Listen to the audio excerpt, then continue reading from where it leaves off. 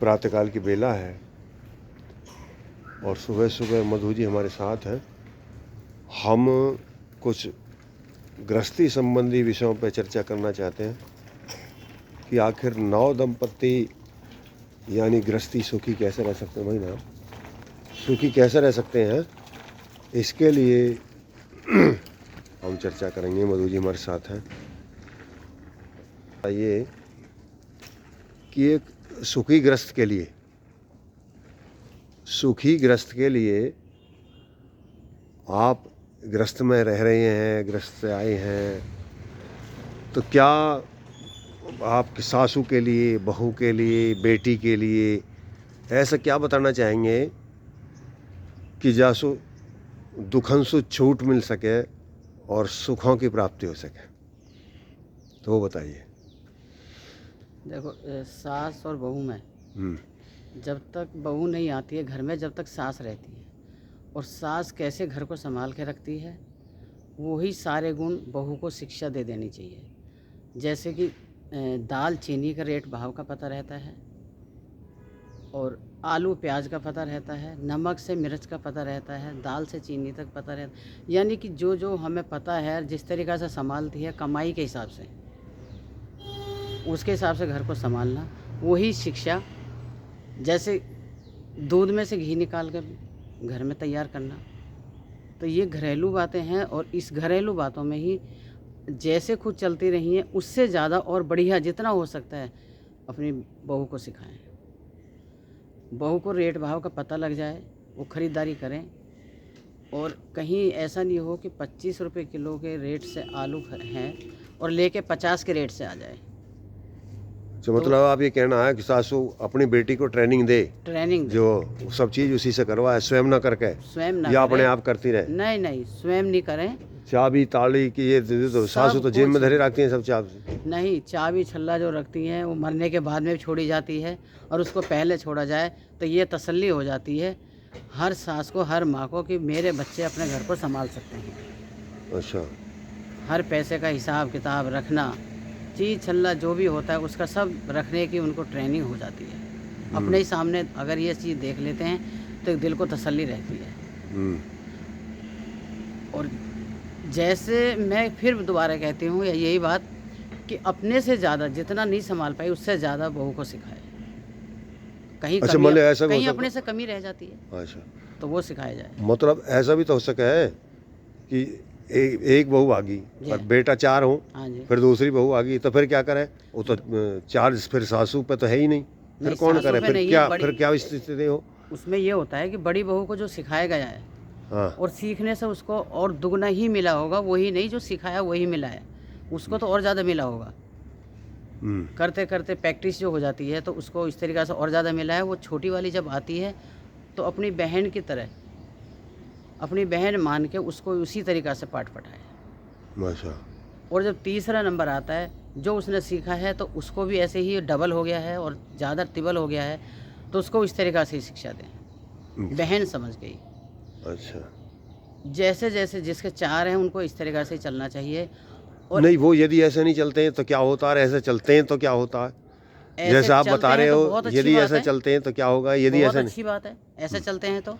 और नहीं चलते हैं तो जैसे अलग हो जाते हैं, न्यारे होते हैं। न्यारे होने का मतलब है अलग अलग घर हो गए, तो अलग अलग होने से भी कोई ऐसी बात नहीं है कि हमारे अंदर हमारी सास ने कुछ शिक्षा नहीं दी है। शिक्षा के अनुसार हमें चलना चाहिए, फिर जो हमें मिला है। नहीं, उसमें एक विषय है, आप हाँ जी, कह रहे हैं मान ली न्यारे हो गए, कुछ ऐसे हैं मान ली जो आप बता रही हो, जो सीख दे रही हो, जो समझा रहे हैं। हाँ जी, जो ऐसी बातों को समझ करके चलते हैं तो उनके घर में क्या होता है? जो ऐसी बातों पे विचार नहीं करते हैं तो उनके घर में फिर क्या स्थिति आती है? इन बातों पे चलते हैं तो सुख शांति होती है, प्रेम भाव होता है, आपस में बहुत बड़ा प्रेम होता है।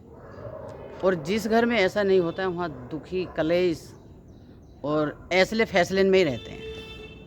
आपका कहने का मतलब है यदि आप घर में सुख शांति चाहते हैं तो स्त्री की भूमिका होती है बहुत ज़्यादा।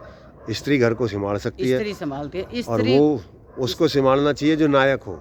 छोटी बहू जहाँ सासू यदि ये नहीं समझती है कि वो मेरी बेटी है बहू को, और बेटी ये नहीं समझती है मेरी माँ है, तो वहाँ सुख की वृद्धि नहीं होती, ये कहना चाहते हैं आप? ये कहना चाहते हैं वो तो हाँ, सासू क्या सुखी समझे नहीं बहू होती। को? शिक्षा दें, शिक्षा दे, हाँ जी। और बेटी समझे, बेटी समझे, और बेटी क्या समझे? माँ समझे, और जैसे जेठानी देरानी आपस में क्या समझे? बहन बहन का रिश्ता बहन बहन का रिश्ता समझे। बिल्कुल समझे। जब तक संयुक्त रहे, जब तक अन्यारे हो जाए, न्याय हो जाए तो भी बहन का ही रिश्ता रहना चाहिए। हाँ, लड़ाई झगड़ा आपस में नहीं होना, लड़ाई झगड़ा नहीं होना चाहिए। अगर किसी तरीके से मुटाव हो जाता है मन मुटाव हो जाता है तो उसको बैठ के सलूशन निकाल सकते हैं उसका। अच्छा। अच्छा, क्या सुख रहने का यही एक तरीका है, या और भी तो संबंधी है घर में? देवर है, जेठ हाँ जी, है, बहुत पुत्र है। है, पति है, लेकिन सासू है, बहन ससुरा है, बहन एक ऐसी होती है जो स्त्री से ही बिगाड़ खाता चलता है। तो उसमें सासू और यही होते हैं, ननद भी होती है, जेठानी हाँ, और भी ननद हो, भी होती है, हाँ, नंद भी होती है, और पड़ोसी भी होते हैं, पड़ोसी भी वो भी होते सुख हैं। दुख का आधार बनते हैं, तो उसमें क्या, दुख उसमें के क्या का होना? सुख के कम होते हैं, दुख के ज़्यादा बनते हैं। हाँ, तो फिर उनसे क्या और जहाँ सुखी उनसे कैसे रहते- बरतना चाहिए? उनसे बचना चाहिए, उनकी बातों में नहीं आना चाहिए। मतलब अब मान ली पड़ोसी अच्छी बात कर रहे हो तो भी नहीं आना चाहिए? नहीं, अच्छी कर रहे हैं तो बहुत अच्छी बात है, अगर हमारी भलाई के लिए है तो। हाँ। और कहीं हमें ये लग रहा है कि हमें घर में आपस में फूट पड़ जाए या बुराइयां बन जाएगी आपस में, एक दूसरे की बुराई करनी शुरू कर दें, अच्छा, सासू से कुछ कहे आकर फिर बहू से कुछ कहे, ऐसा नहीं होना चाहिए। ऐसा नहीं नहीं है। होना जो है पता लग जाए, जो ऐसी कहती हैं ज़्यादातर, सासू से कहेंगी तो तेरी तो सासू बहू बड़ी खराब है, ऐसे और से तो बहू वो से राम आके राम ही कर कहेंगी लें। तेरी सासू बड़ी खराब है। राम राम ही कर लें। हाँ, तो वो परसों बड़ी और हितेशी। एक फिर भी होता है कि इस तरह से अगर स्त्री को पहली बात तो अगर बैठाव दे भी दिया है हम्म, तो वो क्या बोल रही है उससे मतलब नहीं रखो। हम्म, घर का अगर तुम ये विचार करते हो कि बहू के पास आई लेकिन उसने बैठना नहीं दिया, हम्म, बैठना दे दो, लेकिन वो क्या बोल रही है उसके तलक के वहीं तक छोड़ दो बस। वो जो बोल रही है बोलने दो, अपने पास कुछ मत लेके आओ।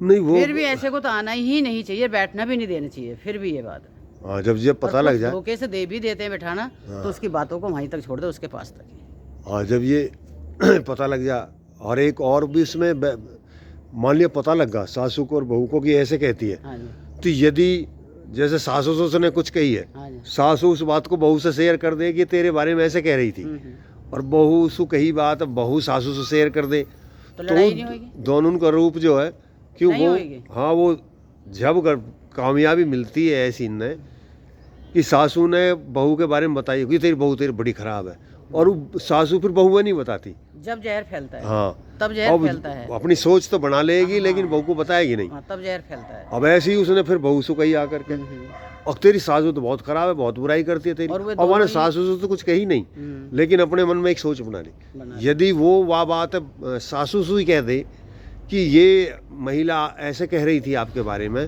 क्या आपने ऐसा कहा था या ऐसा था, अब उसे पता लग जाएगी कि इन्हें लगाती है, इन्हें लगाती है, तो वो उससे परिवार को कलह से बचा लेगा। बचा ले जाते हैं। और कोई आधार है, और कुछ आप उपदेश करना चाहेंगे हाँ जी, गृहस्थी के लिए, गृहस्थी के लिए ही संध्या की या कुछ ऐसी चीज हाँ, जो रोज करनी चाहिए, जो इनसे देखो बचाई जी, जहाँ रखें, सुख जो शांति- बचाई रखें उनको। जहाँ ऐसी चीज़ें हैं, एक दूसरे की बातों में ना आना और सुख शांति से रहना, प्रेम भाव से रहना, तो वहाँ तो ईश्वर कुदरती ही ऐसे समझो जैसे कि एक बारिश करना।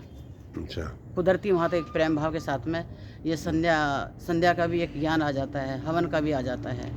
अच्छा, शुद्धि के लिए हवन करो और प्रेम भाव सूत्र से रहने के लिए संध्या जरूर करो, ईश्वर से प्रार्थना करो। इतने बड़े बड़े फल हैं, सब्जियां हैं, सब कुछ ईश्वर के हैं। हमारे अंदर जो शरीर के अंदर हड्डियां, नसें हैं, हमें खुद नहीं पता है कि हमारे अंदर किस तरह से नसें बनी हुई हैं।